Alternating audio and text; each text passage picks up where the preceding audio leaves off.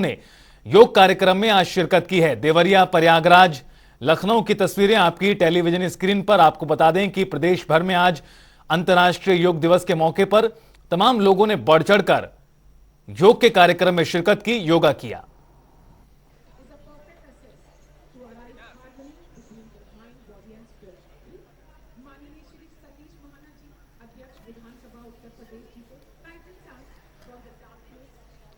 साथ ही साथ ये और भी तस्वीरें आपको दिखा रहे हैं किस तरह से मुजफ्फरनगर की बात करें, वाराणसी की बात करें या फिर बात करें बाराबंकी की, साथ साथ मुरादाबाद में भूपेंद्र चौधरी ने योग किया, रायबरेली में दिनेश प्रताप ने योग किया। तो वहीं केंद्रीय गृह राज्य मंत्री ने लखीमपुर में, आपको बता दें लखीमपुर खीरी में कार्यक्रम में शिरकत की। प्रतिभा शुक्ला राज्य मंत्री कानपुर देहात में कार्यक्रम में शामिल हुई।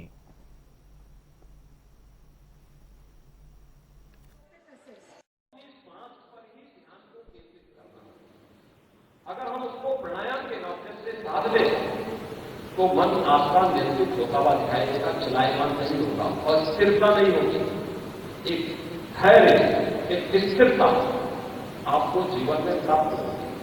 और फिर अगर आपने अपने मन को नियंत्रित कर लिया प्राणायाम के माध्यम से या अन्य योगिक क्रियाओं के माध्यम से, तो शेष योग के अन्य उच्चतम सोपान को प्राप्त करने में हमें सफलता प्राप्त हो सकती है, अलग अलग स्तर पर प्राप्त हो सकती है।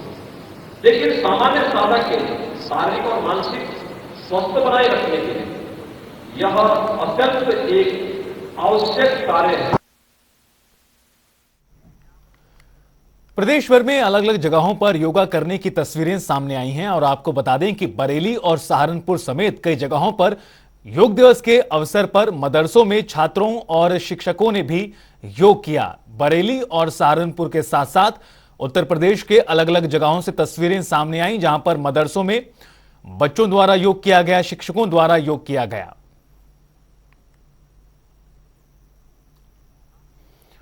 अंतर्राष्ट्रीय योग दिवस पर संयुक्त राष्ट्र मुख्यालय से योग के वैश्विक समारोह का पीएम नरेंद्र मोदी द्वारा नेतृत्व करने पर यूपी के डिप्टी सीएम ब्रजेश पाठक ने कहा कि मैं प्रधानमंत्री मोदी का आभार व्यक्त करता हूं क्योंकि उन्होंने योग को पूरी दुनिया में स्थापित करने का काम किया है। आज वो दुनिया के 180 देशों के साथ योगाभ्यास कर भारत की परंपरा को जीवित रखे हुए हैं।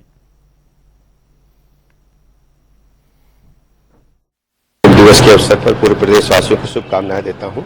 माननीय प्रधानमंत्री नरेंद्र मोदी जी का हृदय से आभार प्रकट करता हूं कि योग को पूरी दुनिया के पैमाने पर स्थापित करने का काम आदरणीय प्रधानमंत्री जी ने किया है।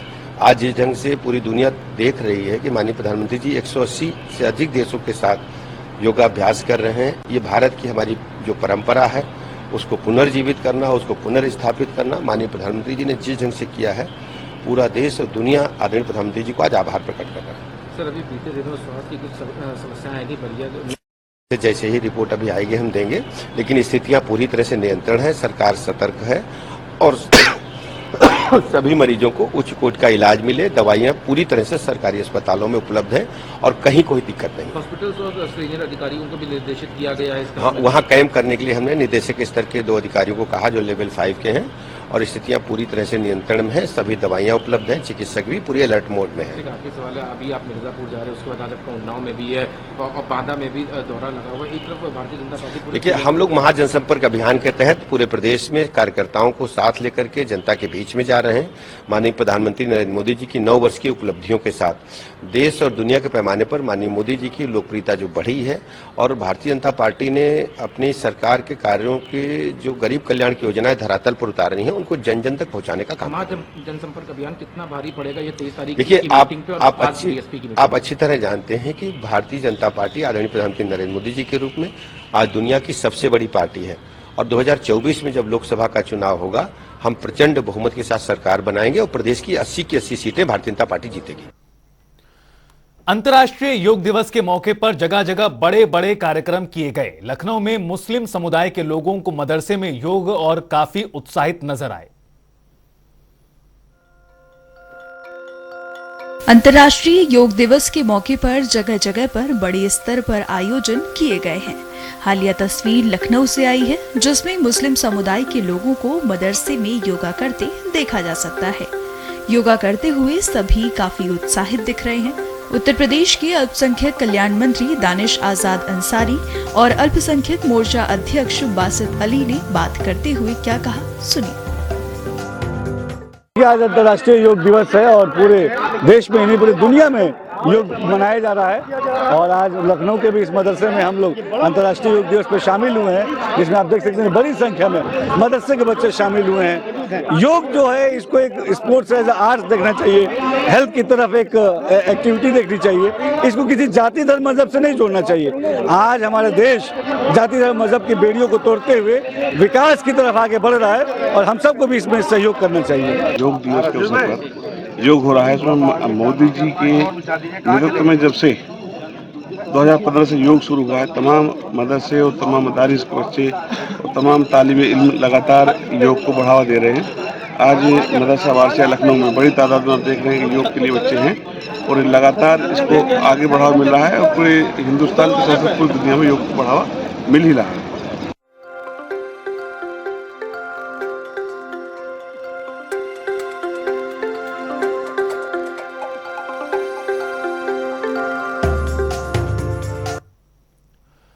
आज देश भर में 9वां अंतर्राष्ट्रीय योग दिवस मनाया गया। देश के सभी नेताओं ने योग किया और योग करने की अपील भी की।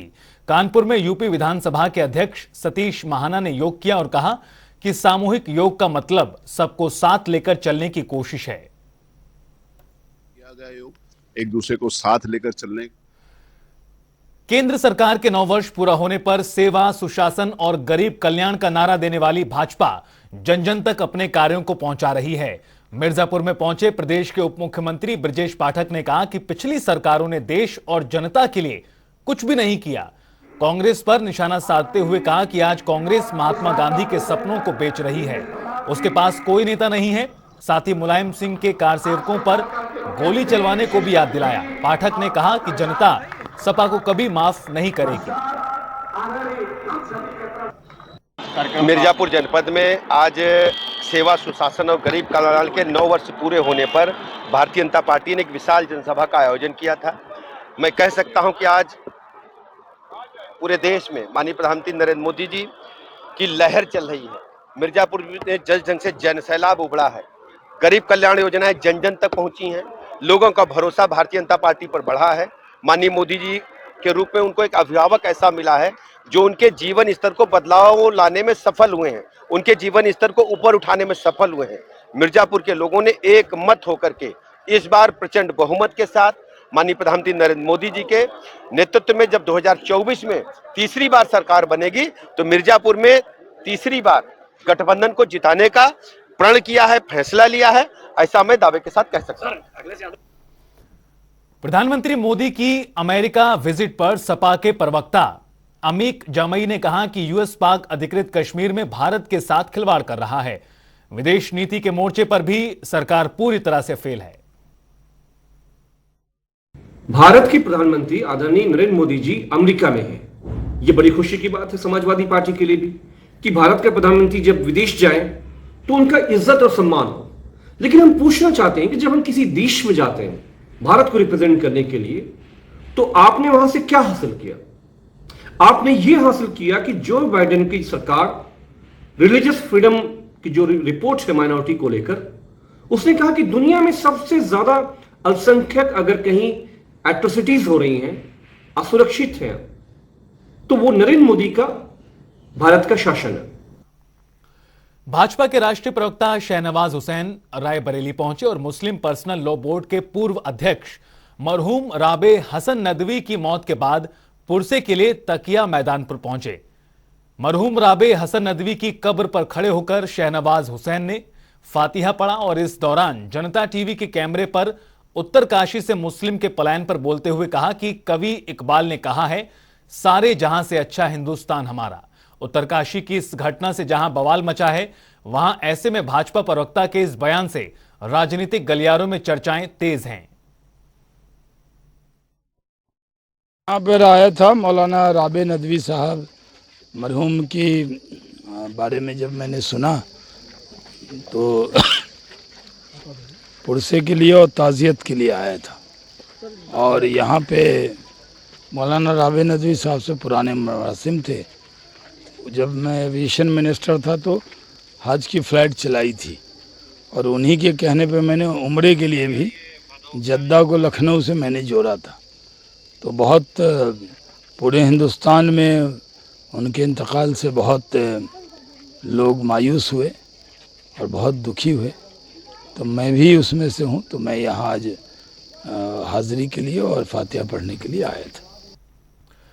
देवबंद मदरसे के बच्चों को इंग्लिश पढ़ने पर रोक को लेकर अल्पसंख्यक आयोग देवबंद के पदाधिकारी पहुंचे, और आपको बता दें कि देवबंद को अल्पसंख्यक आयोग ने नोटिस जारी किया था। देवबंद के पदाधिकारियों ने कहा कि एक समय में 2 जगह एडमिशन लेने वाले बच्चों के लिए सिर्फ नोटिस जारी किया गया था। साथ ही उन्होंने बताया कि देवबंद में अंग्रेजी भाषा का ज्ञान भी दिया जाता है। जी, नोटिस आया था माननीय अध्यक्ष साहब की जानिब से,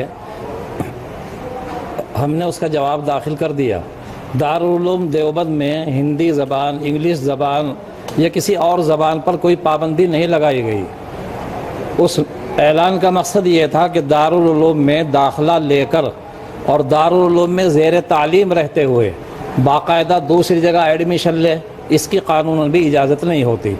देखिए, दारुल उलूम देवबंद द्वारा एक छात्रों के लिए एक नोटिस जारी किया गया था, जिस संबंध में उन्होंने जो नोटिस जारी किया उसमें आर्टिकल 21 का सीधा वायलेशन था, शिक्षा के अधिकार का भी वायलेशन था। तो इसमें माननीय आयोग बहुत गंभीर था और आयोग ने इस बात को लेकर बड़ी चिंता व्यक्त की। और रुकेंगे यहाँ पर एक छोटे से ब्रेक के लिए। आप देखते रहिए जनता टीवी।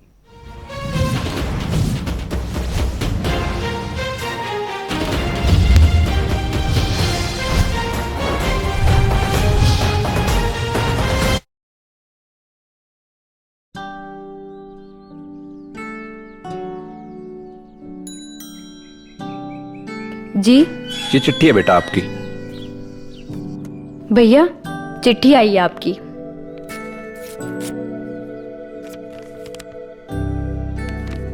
मैंने सुना है बेटा, जहाँ तू जा रहा है वहां तो ठंड ही बहुत है। क्या हुआ बेटा? है बेटा? पंजाब सरकार की चिट्ठी है मम्मी। मेरी नौकरी लग गई, सरकारी नौकरी लग गई मम्मी।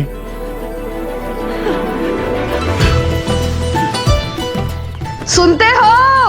अपने छिंदे की सरकारी नौकरी लग गई। अब काम के लिए उसे प्रदेश में धक्के नहीं खाने पड़ेंगे।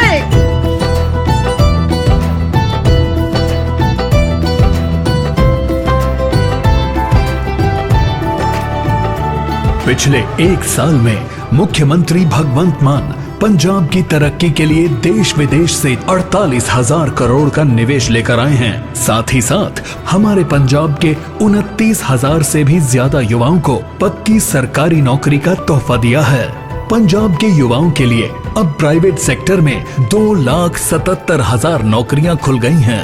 अब पंजाब के युवाओं की तरक्की हुई एकदम पक्की।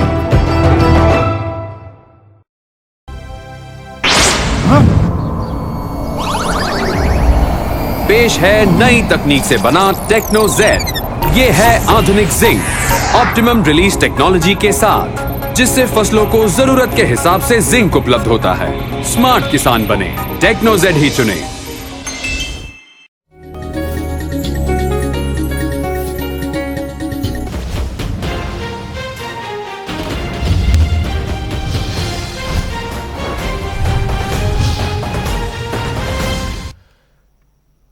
ब्रेक के बाद स्वागत है और चलिए खबरों में आगे बढ़ते हैं, जहां मैनपुरी में नेताजी मुलायम सिंह यादव की मूर्ति लगवाने को लेकर सपा कार्यकर्ताओं ने जिलाधिकारी से मुलाकात की और जिलाधिकारी को मांग पत्र भी सौंपा।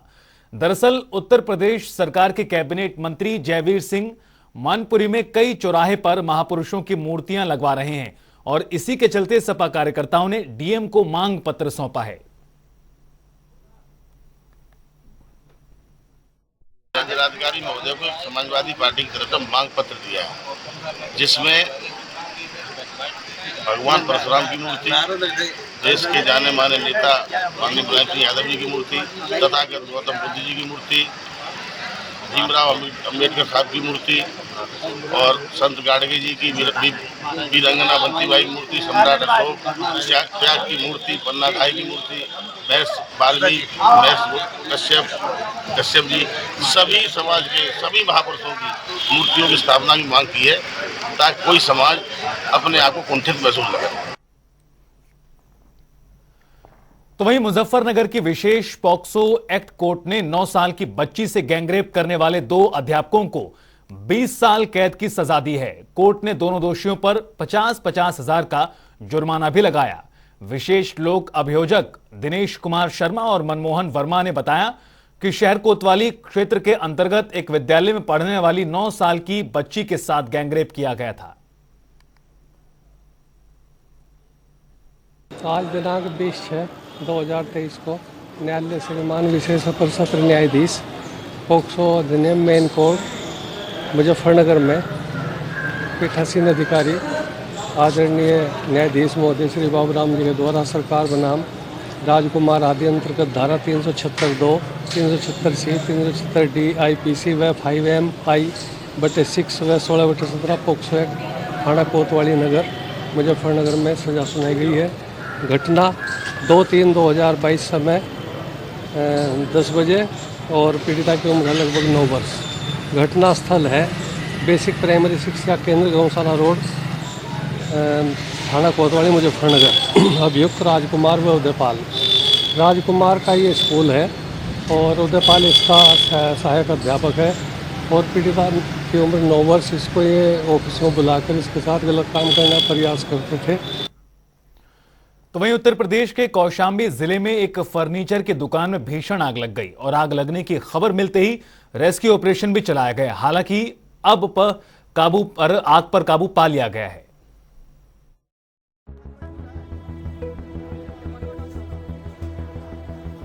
उत्तर प्रदेश के कौशाम्बी जिले में एक फर्नीचर की दुकान में भीषण आग लग गई।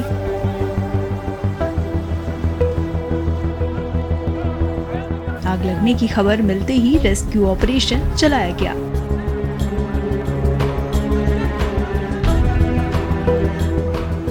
अब आग पर काबू पा लिया गया है।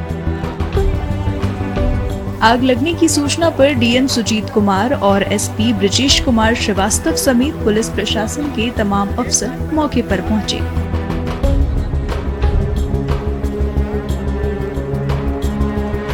देखिए, मंचनपुर कस्बे के ओसा रोड पर एक फर्नीचर की दुकान में रात 11 बजे आग लग गई थी।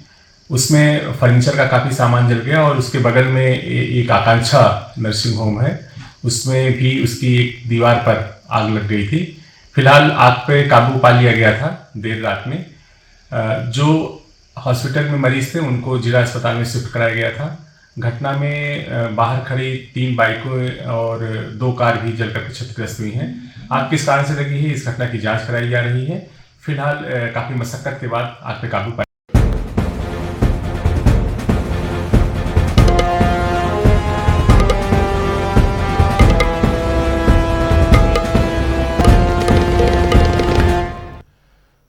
और चलिए अब आपको दिखाते हैं 75 जिले 75 खबरें। लखनऊ में दुनिया मनाया गया अंतर्राष्ट्रीय योग दिवस।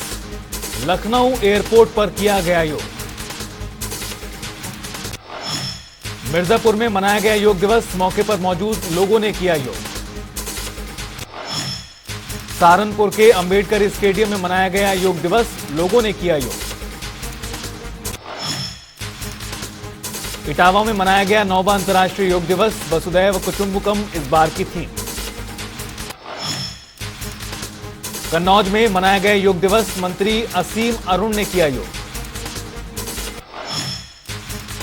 अलीगढ़ में अहिल्याबाई होलकर स्टेडियम में हुआ योग कार्यक्रम, डीएम सीडीओ समेत तमाम अधिकारी रहे मौजूद।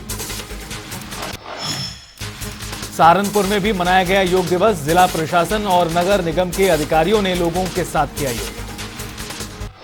आगरा में योग दिवस के मौके पर पुलिस ने किया योग, पुलिस परेड ग्राउंड में रखा गया था कार्यक्रम। आगरा में मनाया गया अंतर्राष्ट्रीय योग दिवस, योगाचार्य ने लोगों को कराया योग। मथुरा में भी मनाया गया अंतर्राष्ट्रीय योग दिवस, डीएम ने की लोगों से योग करने की अपील। आगरा में विदेशी पर्यटकों ने किया योग गुरु कृष्णा स्वरूप सिंबाल ने कराया योग। बांदा में हनुमान मंदिर में महिलाओं से छेड़खानी का विरोध करना पड़ा भारी। आधा दर्जन से अधिक हमलावरों ने लाठी डंडों से की पिटाई। मथुरा में रफ्तार का कहर, यमुना एक्सप्रेसवे पर हुआ भीषण हादसा, 2 लोगों की दर्दनाक मौत। फतेहपुर में थाने के सामने 2 पक्षों की भिड़ंत, मामूली बात को लेकर हुआ था विवाद, सोशल मीडिया पर वायरल हुआ वीडियो। गोंडा के अस्पताल में महिला के साथ चोरी, युवक ने महिला से छीना मोबाइल, मामले में प्रशासन बेसुध।